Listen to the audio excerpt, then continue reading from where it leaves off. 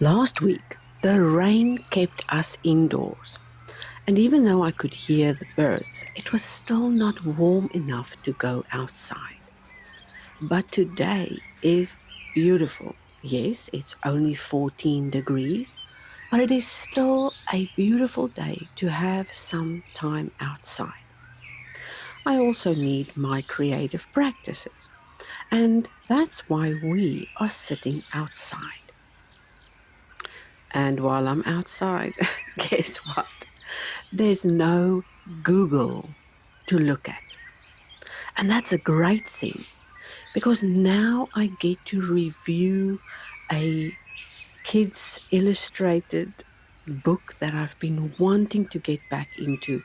I've been admiring this artist and the way their line work just speaks to me. It's that messy background, similar to what we did with the poppy last week, but adding those additional layers of texture. Now, I'm not sure we're going to get to all those textures today, but I am going to select a few drawings from this book to work on in exactly the same way as I did last week. If you still want to watch that video, it is available on YouTube. But it's also available as part of our journey each month, which is a small mini membership where you can participate and look at all kinds of beautiful things I create in my sketchbook journals and follow along as you discover how these creative, mindful things can help you to heal, soothe, acknowledge, look, play, investigate, and use sketchbooks for more than just healing. They are literally an endless playground for you to gather inspiration.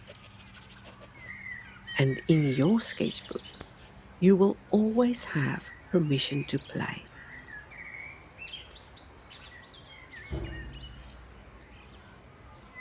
Have you noticed that little spark of joy that happens when something appears on your sketchbook page?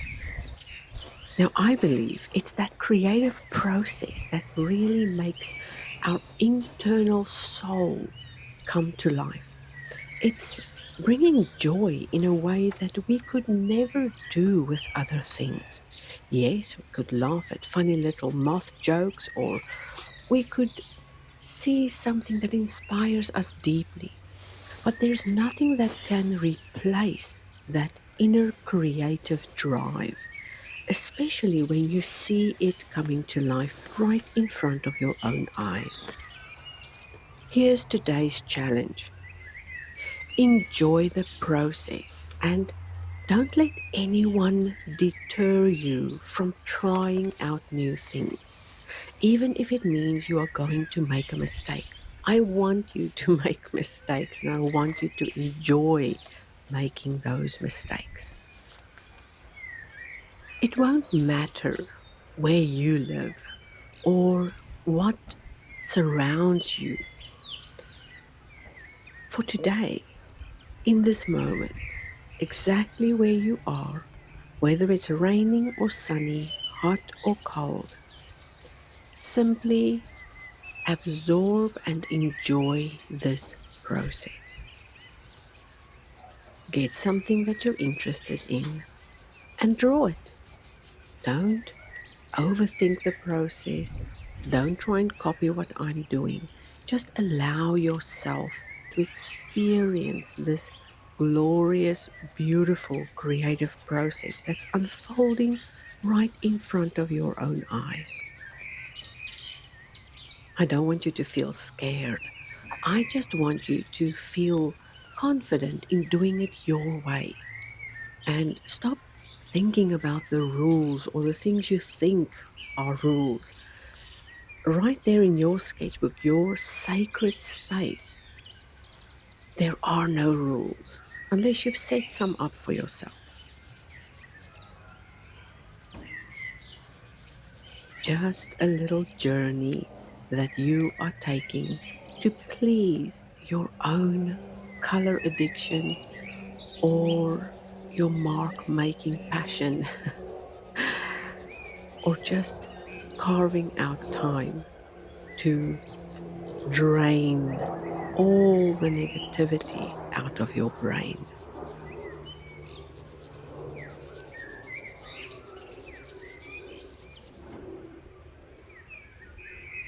It's that calm, encouraging, grounding place with visual immersiveness where you get to see those little close ups, those textures, and literally just play at your own pace, slowing down, breathing through the processes, and never self criticizing, but encouraging reflection so that you can see how that process unfolded.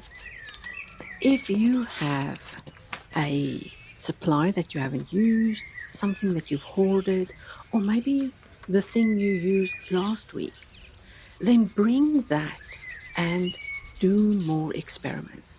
I've divided this page up into 4 blocks, and this top right one is just a color experiment. I want to see how these water soluble crayons literally move and play with each other when I dissolve them. And even though I did initially add multiple layers to mix up the colors, I'm still interested to see how this green and reddish brown is going to mix, and if it's going to be dark enough for what I'm seeing here on this children's illustrated book. I really want to learn how to get darker colors like that, especially with this supply, without using black. Now, that could be one of your personal little challenges, or it could be something you want to try. Um, and even though there are no rules, maybe you could set yourself up a little pleasure goal. So, like I used in this one, to try and layer those colors to get a darker color. Initially, I laid down some browns, some warm oranges, and I'm adding in that Prussian blue to see if I can darken that area. Adding little bits of water and just seeing how it goes. What are the surprise results I could get with this? And because I'm outside, I'm going to let that one sit and dry before I do anything else to it, because I don't want to disturb the paper. In a few seconds, you'll start to see the camera slipping off of its holder, or I'm not sure why the camera is slipping, but it's moving away from this full sketchbook view. And that means I caught this too late, and you might not even see the rest of the things I'm doing on here. But I am going to give you short, quick little glimpses of what I created with a little gesture on the side of why. Now, in this one, where I played with this posing lion, I wanted that lighter blue to melt into the purple. And in doing so, I also discovered that I could have this beautiful soft transition of the orange into the other colors without having a solid outline. And that is only achievable because of the melt, or shall I say, the meltability or the dissolvability of these crayons. Now, I'm pretty sure you can get similar effects with other water soluble supplies, but with this one specifically, I found it extremely helpful. And yes, it's almost like the subject can melt into the distance. Art supplies right around me, and this subtle warmth of winter. I really feel like staying out here for ages. But I can already see the shade coming closer and closer.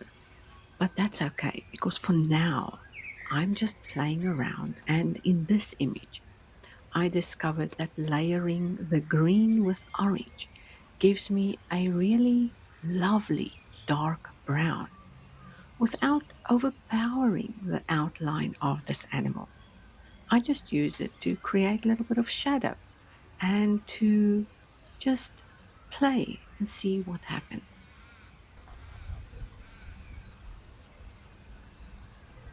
Now, by the looks of things here, I have definitely been playing with some of those pinks because they are missing from that palette. And while I'm working, I'm also thinking about how I could use a variety of colors to create new floral colors and not only rely on the ones I usually reach for. Again, in this background, I went from bluish green all the way down to a purplish green. And even though I didn't use a lot of blue, there's still that hint lurking between the flowers that I kind of like. And maybe in the future, I'll add more blue into flowers. Who knows?